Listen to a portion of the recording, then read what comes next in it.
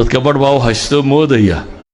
dowladaha waaweynay inaynu degno inay rabaan in dagaalku inaga dhammaado inay rabaan in caynkan ma jirto waxay u socdaan inaad weligaa degin dee innaga waddankeenna waxaa lagu maamulaa maxay albandi saabic bandiga toddobaad ee United Nationska xeerkiisa bandu saabic macnihiisu waa maxay waa qofku isma maamuli kare hal la maamulo qofku isma maamuli kare ilma yara caruurta aabihi markuu dhinto maxaa la yiraahdaa xoolihiisa ma maamulan kare wuxuu u baahan yahay maxay wasiy cid maamusha oo meel gaarsiisa bandiga kani wuxuu qorayaa waa inta askar ma yeelan karaan oo istilayaan qoriya ayaan laga iibinin dowladnimada xeebtooda ma ilaashan karaan cid kale ha u ilaaliso wax kasta soo qabo waxa ma samayn kartid ilaa iyo ogolaado mooyaane adiga ciidan kale lagu dul dhigo wax kale waxani ma aha jacayl lagu qabo ee waa destabilization waa inaad ku jirto inaad weliga soo kicin Soomaaliya meelaha yar ee nabadu ka jiraan waa meelaha laga yaabo inay iyaga askartoodu imanin iyo inta iyaga la socota aanay ku badnayn kolay kama madhnee ayaa inta nabadu ka jirto qodobka saddexaad ee subversion theory uu tilmaamaa waxa weeyaan waa waxay dhahaan crisis normalization tatbiic al-azma qofku marka dambe balaayada waa inuu arkaa inay nolosha ka mid tahay halkay Soomaalida la gaarsiiyay weeyaan qofka Soomaaliga in wax badan iba jiraan ma arko maalinta qarax yar ee dhacaw isdhaa wallahi dhib baa soo korodhay laakiin wuu la qabsaday wuxuu bartay inuu la noolaan karo dhibta dabeetana waxay dhahdaan crisis normalization qofka haddii la gaarsiiyo dhibta inuu la noolaan karo hadduu gaadho waa halkii la rabay ilaahi subxaanahu wa tacaala qur-aanka in badan buu dadkan kaga digay waxaan tilmaamaynaa ma aha wax wada tilmaamayo waa waxa istiraatiijiyad العالم ku dhigaan مثلا waxa jira buug qoray nin Chinese 2500 sanadood ka hor noola sanad Zuba la yiraahdo oo philosoph general laha buugiisu waa weero kooban waxaan filayaa 600 iyo dhowr statement oo kooban inuu yahay culimada istiraatiijiyada dunida daraasayso dhan baa loo dhigaa militariga dunida oo dhan baa loo dhigaa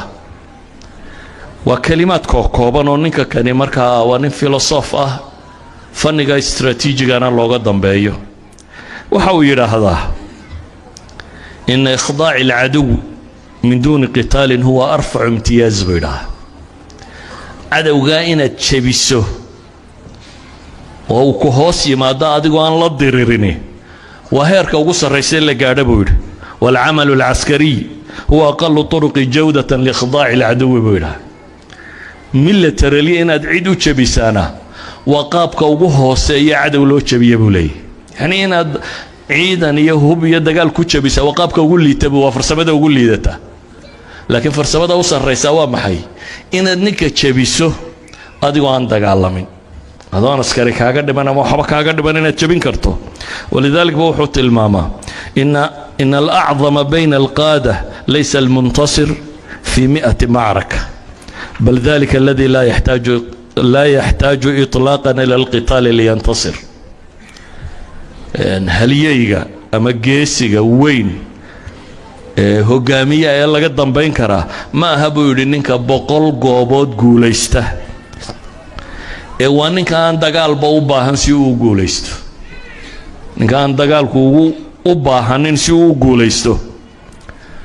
waxaan qadiyaddan u tilmaamayaa marka waxay tahay ilaahay wuxuu leeyahay ya ayuha alladina amanu taqullah wal tanzur nafsun ma qaddamat lighad al-i'timad ala nafsi hadaynu yeelan kari weyno oo cid kale inoo dejiso khudadkeena iyo road mapka iyo meeshaynu marayno abid guulaysan maysid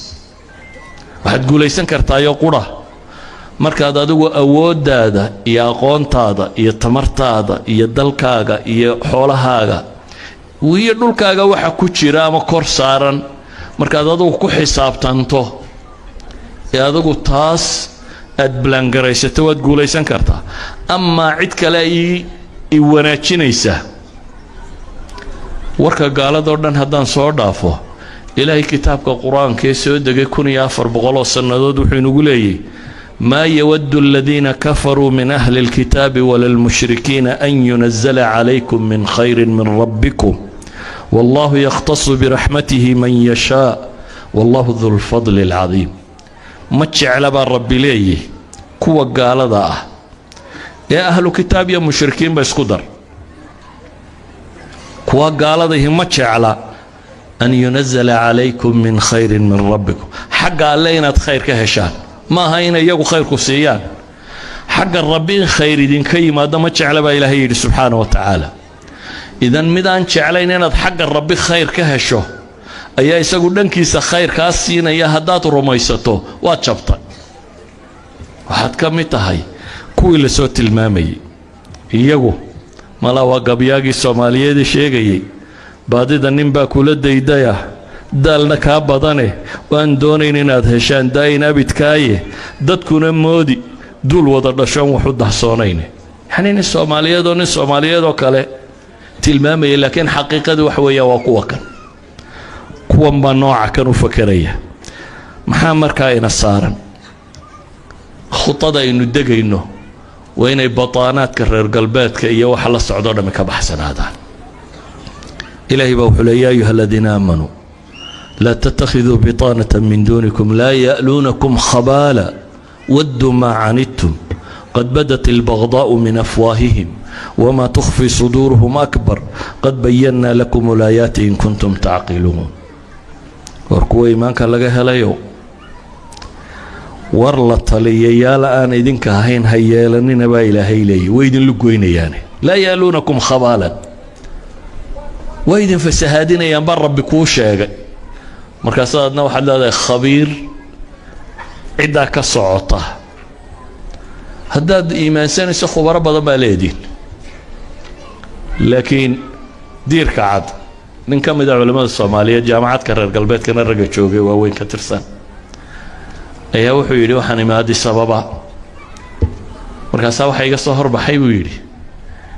nin baa ii yeedhay cabdul xagga dambe nin iga yeedhayaan maqlay buu yidhi markaan eegayna waa nin cad oo ii yimo aduu ninkii way iswaraysteen ninku muxuu ahaa marka kan United Nationskii qaybo dhan buu haystaa laakiin markay xaggaa joogeen jaamacadda wuxuu ahaa badhi walaha professorada waraaqa u kala qaada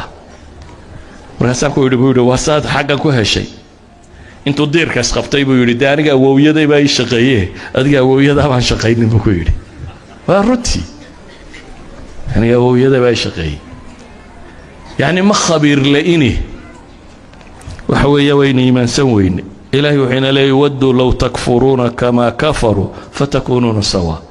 وحاد هيستو أدقو هيستين أدهروا مرتمربو وحنا ما تفايدين هذا الدين الآن وحقا دقالاكو هشوح ما تفايدين إلهي وحين المام يا ولن ترضى عنك اليهود ولا النصارى حتى تتبع ملتهم أيها الأحبة هلنا خطي نوبهنا لكن وين نقرنا مش أينو دقنا يوحي ربنا إن نقبلنا إن أنا مال بنانا هينا وحي أينو دونه أنت إنو دجنا إنو سعكرنا تذكر باو هستو مودية دولة ووينين إنو دقنا إن الربان إن تقالكو إن قدر ماذا إن الربان إن عين كان ما جرت وحيو الصعدان إن دولي قاعد دقين تينا قودن كأنه وحلقوا معاملة محي البند السابع بندقة تضباط يونايتد نيشنز كحير كيساهو بند السابع معني سوا محي وقفكو اسمه معمول كره هلا معموله قفكو اسمه معمول كره الماء يرى عرورته به مركود انت محل هذا حولي اسمه معمولا كره وحوب هي محي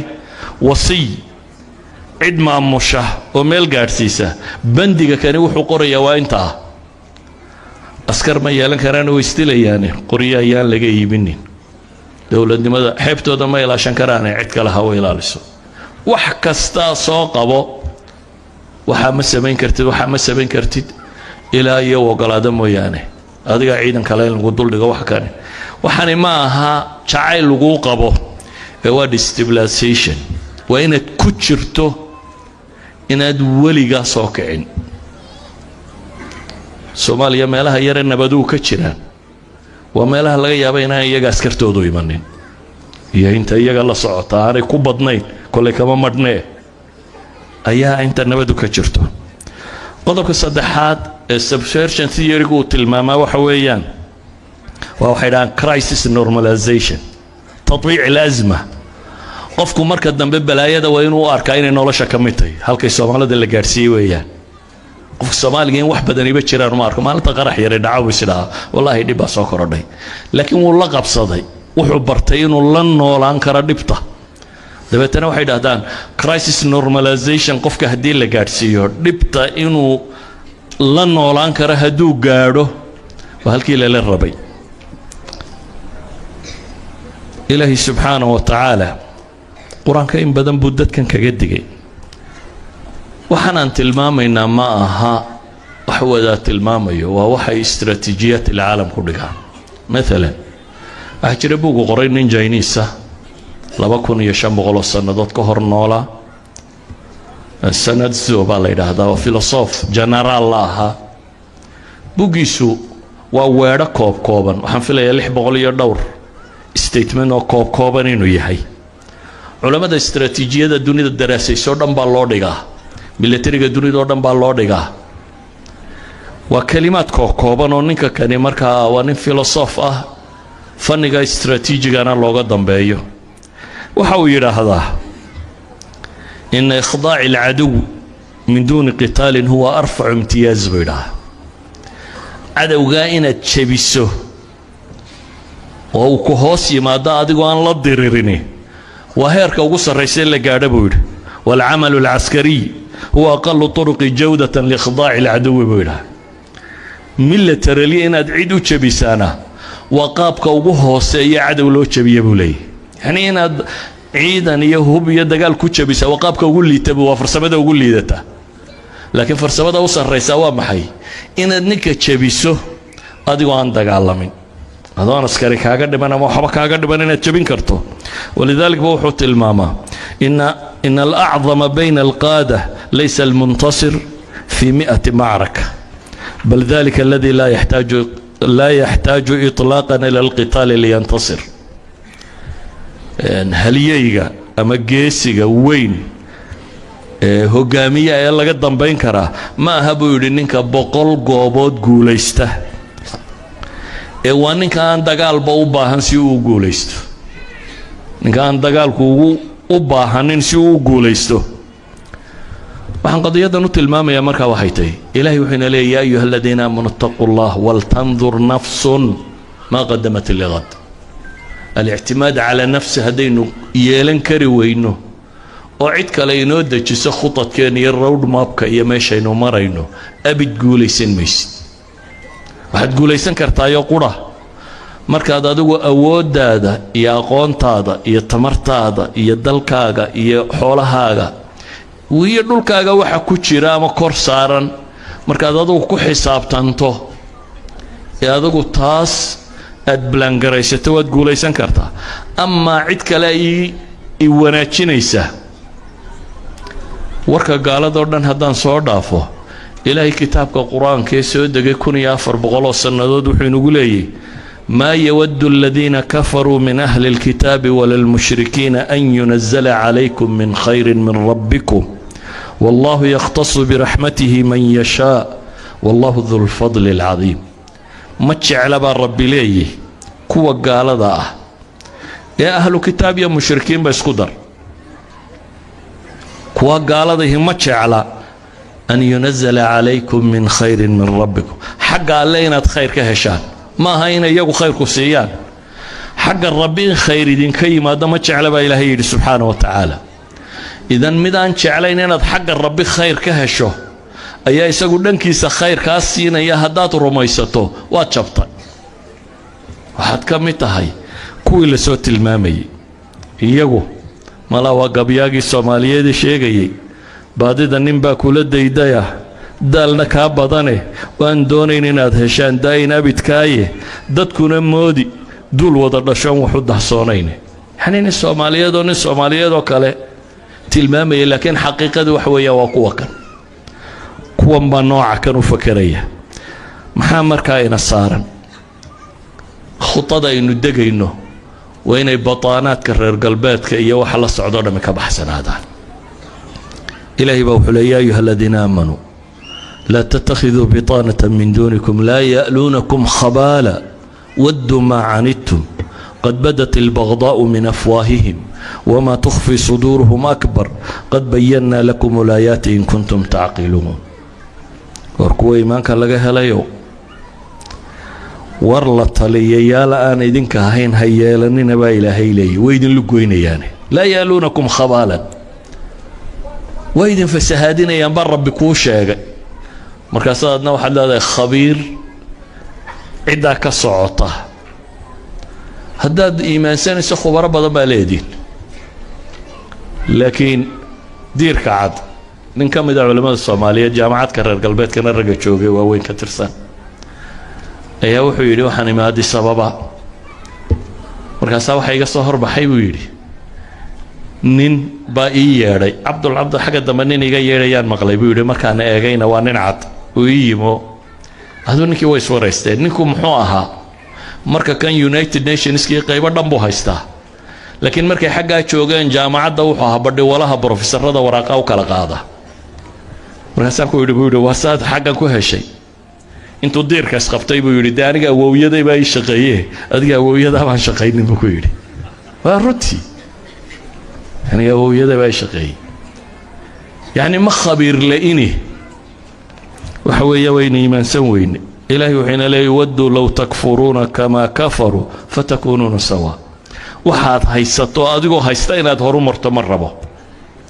waxna maad faa'iidin haddaad diin la'aan waxoogaa dhaqaalaha ku hesho waxba maad faa'iidin